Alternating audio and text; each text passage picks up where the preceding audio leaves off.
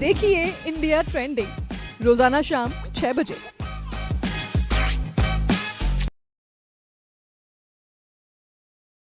जी हाँ, एक साल के बाद एक बार फिर से वही नज़ारा देखने को मिला है। फिर वही तबाही का मंजर हर नज़रों के सामने आ जाता है जो 7 अक्टूबर 2023 को था, जब हमास ने इजराइल में घुसकर 1200 लोगों को मार डाला था और 234 को बंधक बना लिया था।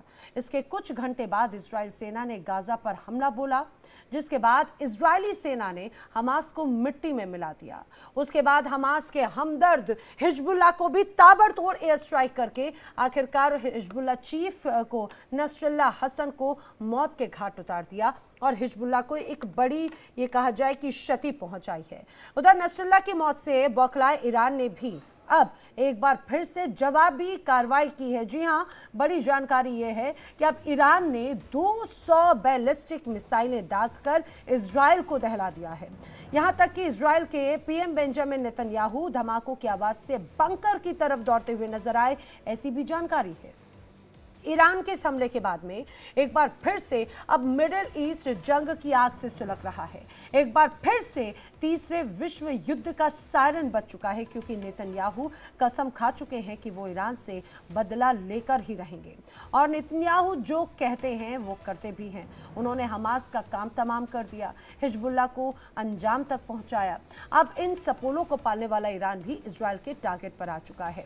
ये बहुत महत्वपूर्ण है आज का ये विषय, की तस्वीर बदल रही है और इसका जाहिर सी बात है ना सिर्फ मिडिल ईस्ट बल्कि पूरी दुनिया पर कहीं ना कहीं अलग अलग मोर्चों पर इसका प्रभाव पड़ता है। इसी विषय पर करेंगे चर्चा। मेरे साथ में जो खास मेहमानों का पैनल है, आपको मैं उनसे भी मिलवा देती हूँ। समझने की कोशिश करेंगे कि आखिर किस तरह से अब ये तस्वीर बदल रही है, वर्ल्ड ऑर्डर में किस तरह से क्या कुछ आने वाले वक्त में बदलाव होता हुआ नजर आता है। हमारे साथ में डिफेंस एक्सपर्ट ब्रिगेडियर विजय सागर जी इस दौरान मौजूद हैं। बहुत स्वागत है सर आपका। डिफेंस एक्सपर्ट के तौर पर ब्रिगेडियर राजन जामवाल जी भी हमारे साथ में मौजूद हैं। सर आपका भी स्वागत है। आर्मी पूर्व डिप्टी चीफ आर्मी स्टाफ के लेफ्टिनेंट जनरल राज कादियान जी भी हमारे साथ में मौजूद हैं। आपका भी बहुत बहुत स्वागत है। मेरा पहला सवाल विजय सागर जी आप ही से है। ज़रा समझाने की कोशिश कीजिए, पहले गाजा, फिर लेबनान और अब ईरान, क्या यही कहा जाए कि अब यही एक तरह से सीक्वेंस इजराइल के टारगेट पर रहा है और उसी का ही एक तरह से रिटेलिएशन जो है वो नजर आ रहा है अब ईरान की तरफ से? ये 7 अक्टूबर के बाद जो उनका टेररिस्ट अटैक हुआ था जी, उसके बाद इजराइल ने जवाबी कार्रवाई करी और सबसे पहले उनके टारगेट थे हमास। अभी सिचुएशन ये है कि हमास मोर और लेस सेटलमेंट हो चुका है। बीच में उसके बाद हुती जो जुड़े उनके साथ, जो भी अगेन ईरानियों के ही प्रॉक्सी थे और साथ में हिजबुल्लाह वो भी ईरानियों के प्रॉक्सी थे। अभी बीच में इजराइल की तरफ से भी कुछ रिटेलिएशन हुई। कुछ ईरानियंस ने अपने प्रॉक्सीज के थ्रू, जैसे उन्होंने सबसे पहले 2-3 साल पहले सुलेमानी को मारा था, उसके बाद उन्होंने इस्माइल हानिया को मारा, नसरुल्लाह को मारा, फवाद शुक्र को मारा।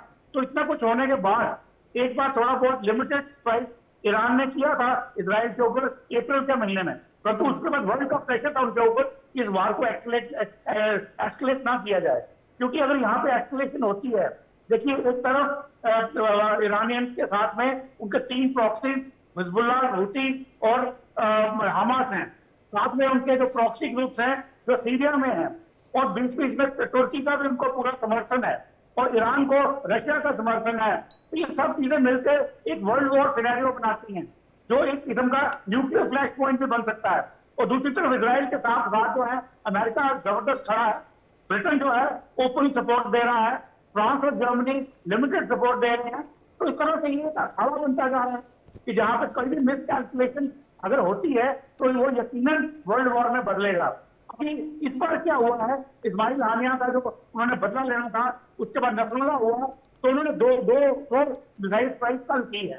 अब इस मिसाइल स्ट्राइक में बताया यह जा रहा है कि वो सारी की सारी नाकाम कर दी गई है इजराइल द्वारा, परंतु इजराइल के नेतन्याहू का स्टैंड और टफ हो गया है। उन्होंने लेबनान में ग्राउंड ऑफेंसिव ऑलरेडी शुरू कर दिया है और अगर ये इस किस्म के हमले जारी होते हैं, ईरान पे डायरेक्ट स्ट्राइक होती है, हालांकि जो इजराइल है वो ईरान पे इनडायरेक्ट स्ट्राइक करता है, उनके न्यूक्लियर अटैक पे, न्यूक्लियर पार्क पे IT साइबर अटैक होते हैं, उनका भी आपने देखा जो लिथियम बैटरी वाला केस हुआ है हिजबुल्लाह के साथ।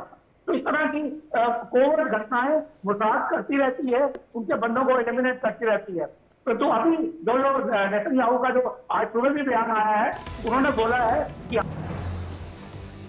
इजराइल पर हमले को लेकर बोले आईडीएफ प्रवक्ता डैनियल हगारी, कहा ज्यादातर मिसाइलों को हवा में मार गिराया गया।